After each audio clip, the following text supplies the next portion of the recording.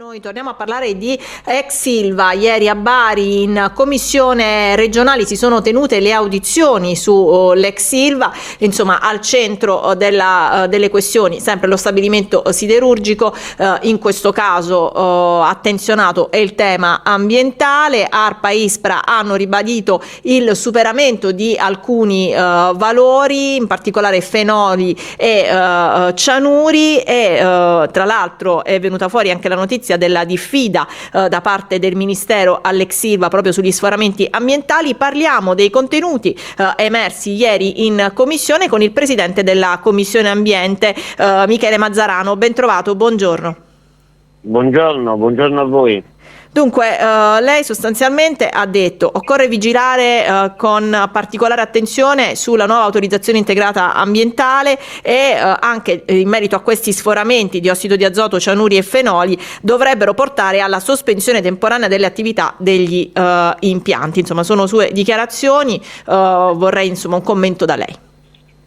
È previsto nelle norme che quando ci sono più di 2 sforamenti si attivi la procedura per la sospensione temporanea dell'attività dell'impianto in questione.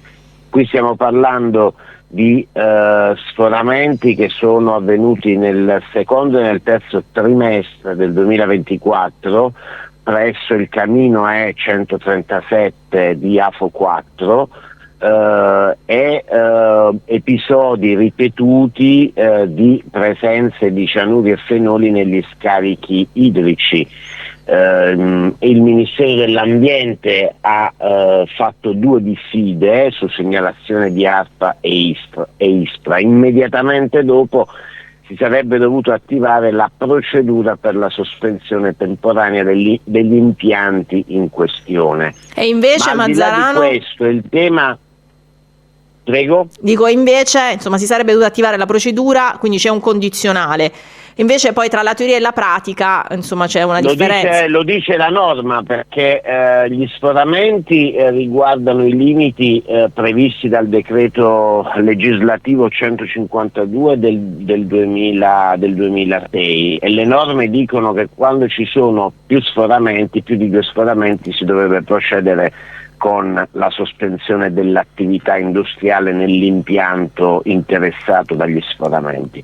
Questo ovviamente non c'è stato. La preoccupazione è comunque molto molto alta, perché nonostante la produzione sia ai minimi storici, in regime ormai di AIA scaduta da 1 anno e mezzo, dall'agosto del 2023, noi registriamo, gli organi di controllo ARPA e ISPRA registrano degli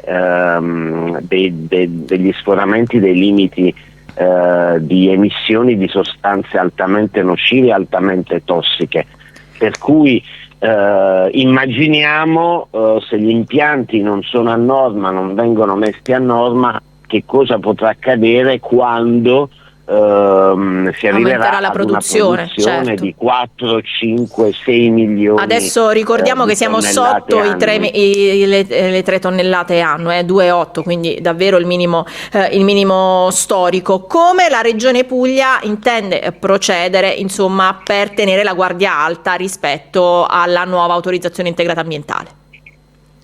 Tenere un'attenzione molto molto alta su quello che sta accadendo, soprattutto sulla procedura che dovrà portare la nuova autorizzazione integrata ambientale, e soprattutto guardare con molta attenzione, dialogando col governo, su quello che si sta vivendo in questi giorni, e cioè il passaggio ad un nuovo privato della fabbrica. Quindi valutare che non si facciano errori come sono stati fatti nel passato e si tuteli la salute, l'ambiente e il territorio. Per cui stiamo vivendo un momento altamente significativo da questo punto di vista, e c'è bisogno di fare ognuno la propria parte. Ovviamente la Regione lo farà, la Commissione Ambiente continuerà a riunirsi, a confrontarsi su questi temi con tutti gli interlocutori di questa materia. Ieri, insomma, oltre ovviamente agli organi competenti in materia, in audizione c'erano anche tanti rappresentanti delle associazioni cittadine tarantine, ognuno ha detto la sua anche rispetto al tema di cui si occupa. C'è chi ha parlato di autismo, ad esempio, del rapporto tra inquinanti e sviluppo dello spettro autistico, chi si è soffermato appunto sul tema della salute pubblica, che sicuramente non è evidentemente in primo piano rispetto a tutta questa situazione.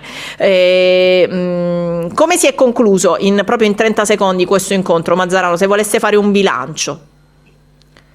Ma innanzitutto la Commissione continuerà ad avere questa interlocuzione sul percorso che sta affrontando lo stabilimento di Taranto in questa fase, e ovviamente avere la voce delle associazioni ambientaliste per noi è molto molto importante, oltre che gli organi competenti, certo, gli organi scientifici e istituzionali che si occupano di questa materia per quello che riguarda la Regione Puglia.